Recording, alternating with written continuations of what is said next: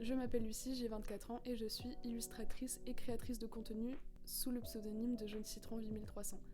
Aujourd'hui, j'ai décidé de me présenter un peu plus en profondeur en répondant à plein de questions que vous m'avez posées sur mes réseaux. Pour ce faire, j'ai rassemblé la FAQ en 3 parties, vie personnelle, dessin et vie professionnelle, et vous pouvez accéder au timecode en description ou dans la barre de progression de la vidéo. La première question, c'est quel est ton parcours scolaire et que t'a-t-il apporté ?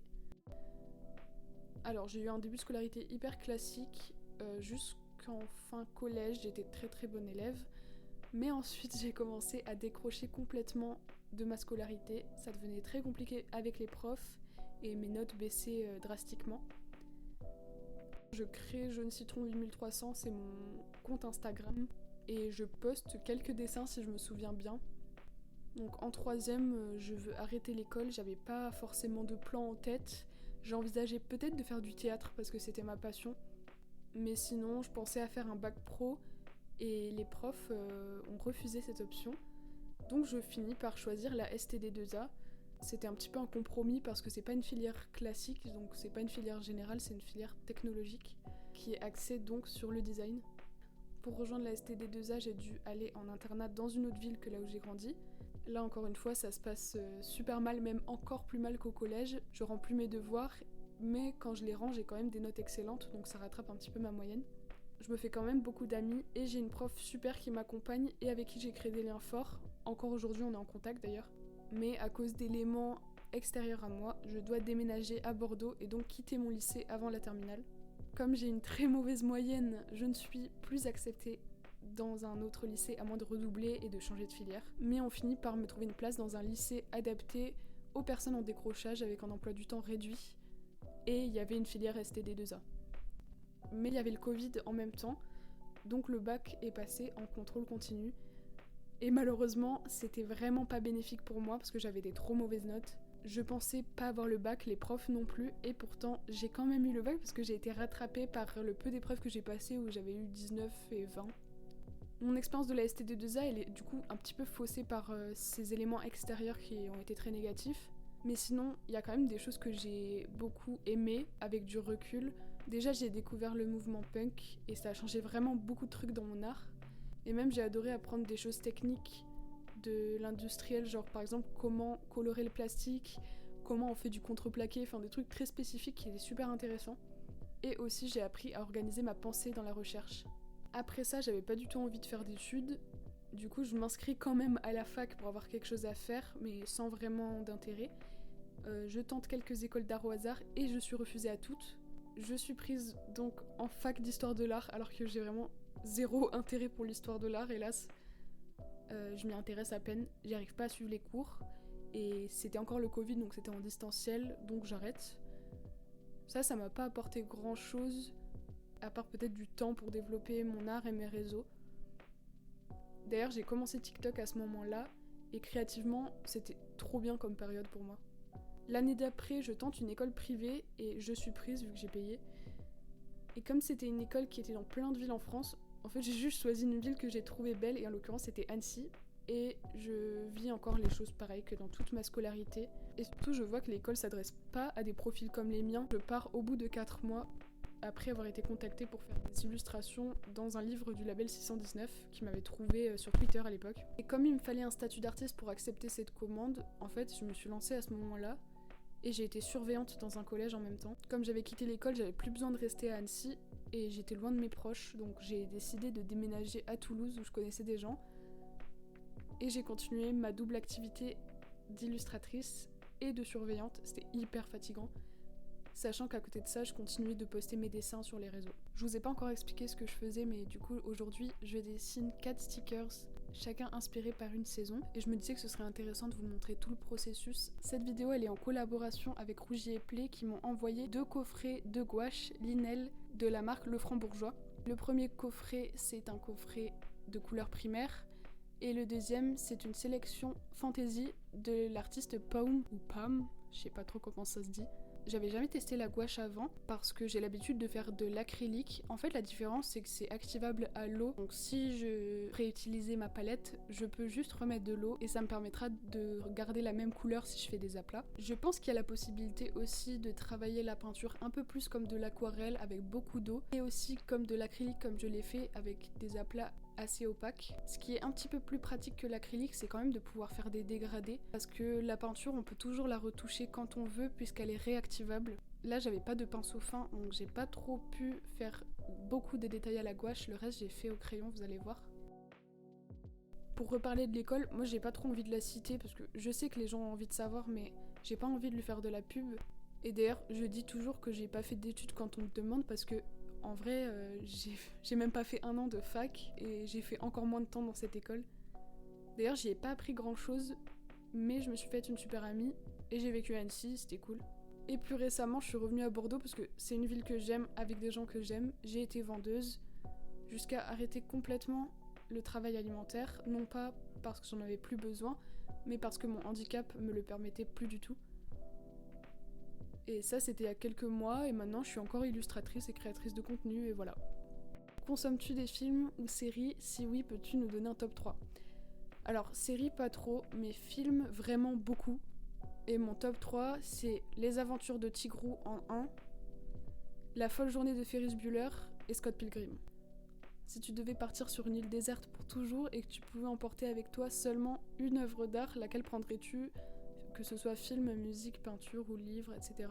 Je pense que je prendrais la musique Feeling Good de Nina Simone ou alors un livre de survie pour survivre sur une île déserte. Quel est ton style de musique préféré? J'écoute beaucoup de rap français et du jazz et un petit peu d'autres trucs.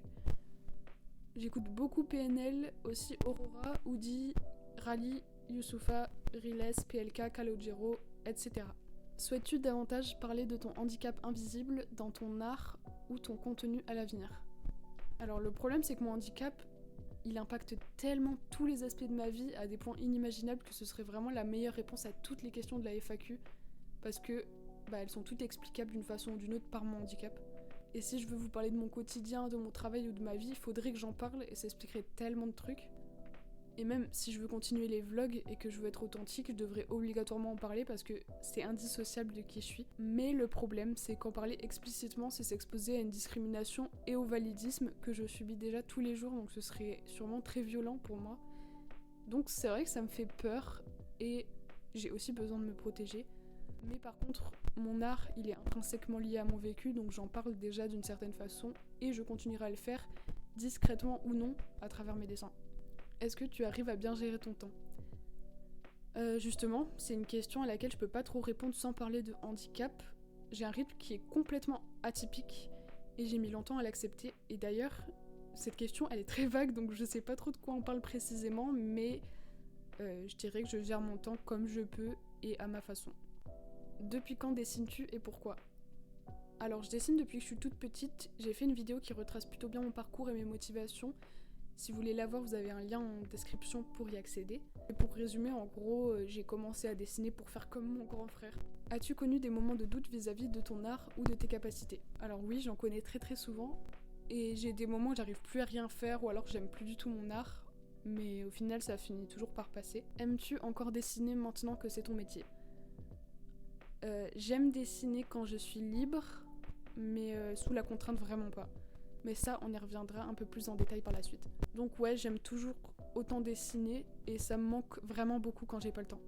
D'où est venue ta passion pour l'illustration spécifiquement? Je sais pas trop, je crois que j'aime bien raconter des trucs et du coup ça m'a paru un petit peu logique. Et même en tant que spectatrice, c'est le genre d'art que j'aime regarder. Quelle est ta motivation pour dessiner? Est-ce que tu crées pour toi ou pour les autres? Je crée pour moi et ma motivation c'est de m'exprimer parce que je ressens tout très fort et j'ai des visions d'images que j'ai envie de créer. C'est vraiment un besoin viscéral, c'est presque plus important pour moi que de parler, ça me semble plus précis que des mots. Quelles sont tes principales inspirations pour ton style graphique? Norman Rockwell, Alex Ross, c'est ceux que je cite tout le temps, et sinon Julien Totino Tedesco, et à part ça, je dessine des choses comme je le sens. En fait, c'est pas vraiment conscientisé, j'ai pas construit mon style graphique volontairement. J'aime bien les comics et les cartoons, et j'aime bien le semi-réalisme, et j'imagine que c'est un petit mélange de tout ça, du coup. Quels sont tes artistes préférés du moment sur les réseaux? Alors pour les anglophones, j'aime beaucoup Chris Frank, surtout pour ses illustrations, parce qu'elle fait aussi beaucoup de portraits et d'ébauches, mais j'aime bien les illustrations complètes. D'ailleurs, cette vidéo, elle est un petit peu inspirée par ce qu'elle fait sur YouTube, parce que souvent, elle fait des illustrations en parlant et en répondant à des questions ou des problématiques. Je suis aussi une très grande fan de Sketches of Shay, qui m'a donné envie de faire des vidéos sur YouTube aussi. J'aime autant son art que son contenu, et je regarde vraiment toutes ses vidéos avec la plus grande assiduité, c'est limite flippant. Et sinon, en France, pour leur contenu, Marie Boiseau sur Twitch et YouTube, et Eyo Coralie, je les regarde tout le temps. Vas-tu faire des tutoriels peinture ou dessin? Alors, on m'en a déjà plusieurs fois demandé, mais je pense pas que ce soit trop compatible avec mon art, dans le sens où déjà j'ai pas trop l'impression qu'on puisse apprendre à dessiner en suivant un tutoriel étape par étape comme si c'était une recette. Mais aussi parce que je dessine comme je le sens et c'est pas hyper conscient de ma part, donc je saurais pas trop expliquer ce que je fais ou comment le reproduire. Et puis même c'est pas forcément les choses que j'ai envie de poster sur mes comptes. Quel livre conseillerais-tu pour apprendre à dessiner? Bon, là encore, je crois pas trop à un livre qui pourrait permettre d'apprendre à dessiner. Je conseille de s'intéresser à des livres extérieurs au dessin, comme des livres médicaux avec des références photos et schématiques du corps humain par exemple. Comme ça on peut s'y référer si besoin. Ou alors des artbooks d'artistes que vous aimez pour observer leur façon de faire. Est-il préférable d'apprendre les bases du dessin de manière scolaire plutôt que de pratiquer en faisant ce qu'on aime jusqu'à progresser? Moi je trouve que faire les choses qu'on aime c'est le mieux parce que c'est motivant et qu'apprendre les bases sans qu'il y ait trop de résonance personnelle c'est super ennuyeux. De mon côté j'ai pas trop fait d'études de sujet parce que j'ai la flemme et que ça m'intéresse pas trop. Mais je préfère progresser point par point en me disant ok bon pour cette prochaine illustration je veux améliorer mes contrastes par exemple. Ça m'apprend toujours des choses de mettre des petits défis comme ça. As-tu des astuces pour rester créatif dans les moments difficiles? Je trouve qu'on n'est pas obligé de rester créatif comme de rester productif et qu'on a le droit et même tout intérêt à se reposer. Mais sinon le cerveau il a besoin de se nourrir pour créer donc regarder des films, écouter de la musique, lire et tout ça ça aura un impact sur la créativité. En tant qu'illustratrice, comment vois-tu l'arrivée de l'IA dans ton domaine, concurrent, aide, challenger? Alors je pense que ça mériterait une vidéo entière, j'ai même pas trop réfléchi au sujet pour être honnête, peut-être par peur. Donc je sais pas trop quoi répondre, mais dans mon domaine et pour les artistes, l'arrivée de l'IA c'est désastreux, ça va de soi. Pour des raisons éthiques et écologiques, je boycotte complètement l'IA et ça n'a pas sa place dans ma pratique créative. Quels sont tes futurs projets? Je n'ai pas de grands projets, j'ai juste envie de continuer à créer de nouvelles illustrations, de m'amuser, d'exprimer ce que je veux exprimer. Mais par contre, je crois qu'un jour, j'aimerais bien sortir un artbook. Mais attention, c'est pas du tout en cours, je suis pas en train de faire une annonce, il y a rien de prévu. D'ailleurs, c'est l'occasion d'adresser un sujet qui revient souvent. J'ai l'impression qu'on traite rarement l'illustration comme un travail fini. En fait, on me demande super souvent si je veux être tatoueuse ou si je veux faire de la BD, des trucs comme ça. Ça pour moi c'est la finalité et la BD, le tatouage, c'est d'autres domaines que j'apprécie mais qui m'intéressent pas en pratique. Comment parviens-tu à t'épanouir dans ta création dans des périodes où tu dois donner de l'énergie dans un travail alimentaire? Alors aujourd'hui à cause de mon handicap, je pourrais plus du tout avoir un travail dit classique, donc je pense pas que j'aurai un jour à nouveau un travail alimentaire, j'espère. Mais quand ça m'est arrivé, clairement j'ai pas pu m'épanouir dans ma création en même temps. Et c'est peut-être possible pour certains, mais pour moi ça l'a pas été. Donc je pourrais pas vraiment vous donner de conseils là-dessus. Est-ce que tu arrives à vivre de ton métier? Alors moi c'est un petit peu particulier parce que je suis illustratrice et créatrice de contenu axée sur ma pratique artistique. Aujourd'hui je gagne ma vie presque uniquement grâce à mon contenu sur internet et pas trop l'illustration en tant que telle, même si ça en découle. Et pour être honnête, j'ai aussi des aides financières parce que je suis pas toujours en capacité de travailler. Est-il difficile pour toi de trouver des clients chaque mois? Les réseaux ont-ils un impact là-dessus? On revient au sujet des commandes que j'ai introduit tout à l'heure en parlant des contraintes. En fait, j'ai l'impression que beaucoup pensent que je suis une artiste à succès de par mon niveau ou mon nombre d'abonnés, mais dans ma carrière, j'ai peut-être eu 3 commandes de clients professionnels et encore, j'abuse peut-être un peu. Mais ça m'arrive jamais. Je sais même pas trop pourquoi d'ailleurs, je rentre peut-être pas assez dans une seule case, je sais pas. Et oui, ils m'ont trouvé grâce aux réseaux sociaux. Et en fait ça me va très bien comme ça parce que je vis très très mal la contrainte dans l'art et j'ai besoin de pouvoir créer ce que je veux et faire des choses qui me ressemblent. Et donc je m'amuse pas trop dans les commandes, c'est même plutôt douloureux je trouve. Donc j'ai trouvé d'autres moyens de gagner ma vie en faisant de l'art. Ça passe par ma boutique en ligne, les partenariats avec des marques, la création de contenu. et je prospecte pas non plus de mon côté pour trouver des clients parce que ça me va bien comme ça. Voilà, mon cas, encore une fois, est un petit peu particulier, mais j'ai des collègues qui ont moins d'abonnés que moi et pour qui ça marche et qui ont des clients, donc c'est possible. Est-ce que tu prends des commandes ? Je prends donc pas de commandes pour les raisons que j'ai citées, mais par contre je propose des portraits personnalisés sur ma boutique en ligne qui suivent toujours un petit peu la même ligne éditoriale. C'est des portraits en digital basés sur des photos d'enfance que vous m'envoyez, auxquels j'ajoute le pouvoir magique de votre choix. C'est un bon compromis pour moi parce que ça me permet de proposer des créations personnalisées en gardant quand même une direction que j'ai imposée moi, et si vous êtes intéressé, le lien est dans la description aussi. Est-ce que tu as eu des peurs avant de te lancer et si oui, comment les as-tu surmontées ? Maintenant que vous connaissez un petit peu mon parcours, vous savez que j'ai pas trop attendu avant de me lancer, j'ai même pas trop anticipé parce que ça s'est fait d'un coup et sans trop d'autres options. J'ai été confrontée à des situations nouvelles qui m'ont fait super peur parce que j'ai commencé seule et que j'avais aucun repère ni personne qui pouvait m'aider. J'avais pas trop d'artistes dans ma famille et puis en plus mon cas il était un petit peu unique comme d'hab. Déjà la question de l'argent, c'était stressant, mais administrativement c'est aussi flippant d'avoir des responsabilités très jeunes et de devoir prendre une posture professionnelle. Faire des appels pro même au début, ça me faisait tellement peur. Franchement après ça s'est fait avec le temps, et puis j'ai fini par rencontrer d'autres artistes avec qui discuter et qui partageaient les mêmes expériences que moi. Mais au tout début c'est sûr que j'ai fait des bêtises et j'ai même perdu des clients et des opportunités. Après en grandissant j'ai relativisé sur certains points, mais j'ai encore des peurs et de toute façon je suis encore au début de ma carrière. Comment gères-tu la procrastination dans ton métier ? Je fonctionne beaucoup en planning, en liste. J'ai par exemple une liste de projets que j'ai jamais terminés et du coup j'essaie de les finir peu à peu. Après sinon j'ai un mode de création plutôt impulsif, donc sauf pour les grands projets, j'essaie de tout faire d'une traite et j'ai même un peu de mal à m'en décrocher sur le moment. J'ai aussi une liste d'objectifs mensuels qui reste assez souple mais qui me permet d'avoir une structure, et je l'ai voulu assez vague pour me laisser libre dans mes projets et mes envies en gardant un petit cadre. Sinon pour les obligations, les deadlines un peu strictes, avant j'avais beaucoup de mal et j'étais toujours en retard, et puis j'ai commencé à perdre des opportunités à cause de ça, et un jour ça a changé d'un coup, je sais pas trop pourquoi, mais maintenant je rends toujours les trucs à l'heure. Parfois c'est un petit peu juste, mais c'est toujours à l'heure et j'espère que ça durera. Je pense que ce qui m'aide beaucoup c'est la visualisation mentale, c'est le fait d'imaginer précisément mon rendu final, de m'imaginer comment le faire, et ça me débloque parce que ce qui me fait peur en fait c'est le vide. Et quand je sais pas à quoi ça va ressembler, quand c'est trop flou, ça bloque. Donc je défloute.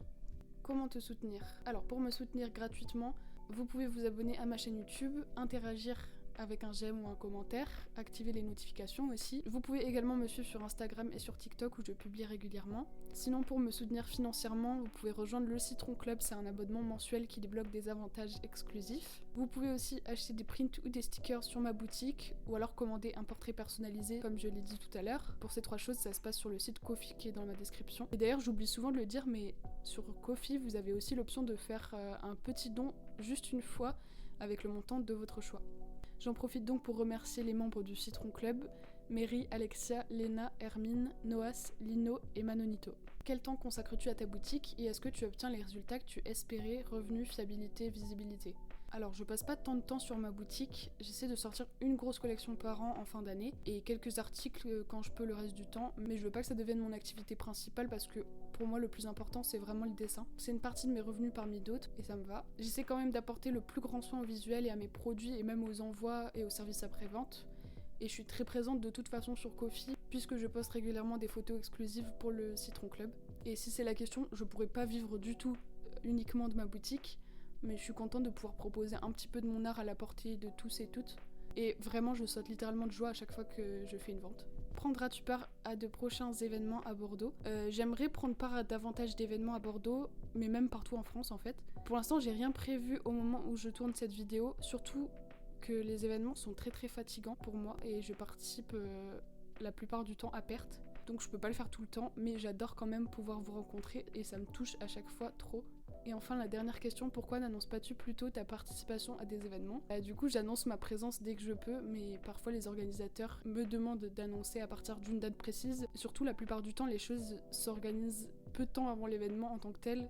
C'est pas souvent prévu des mois à l'avance, donc voilà pourquoi. Et quoi qu'il en soit, j'annonce ma participation à des événements en story Instagram la plupart du temps, et parfois sur TikTok aussi quand c'est un peu plus gros. Merci beaucoup d'avoir regardé cette vidéo, j'espère que ça vous aura plu. J'essaierai de faire un petit peu ce genre de contenu plus souvent, comme ça vous pourrez voir tout le processus de mes créations. N'oubliez pas de vous abonner ou d'interagir si ça vous a plu pour que je le sache, et on se voit très très vite. Au revoir.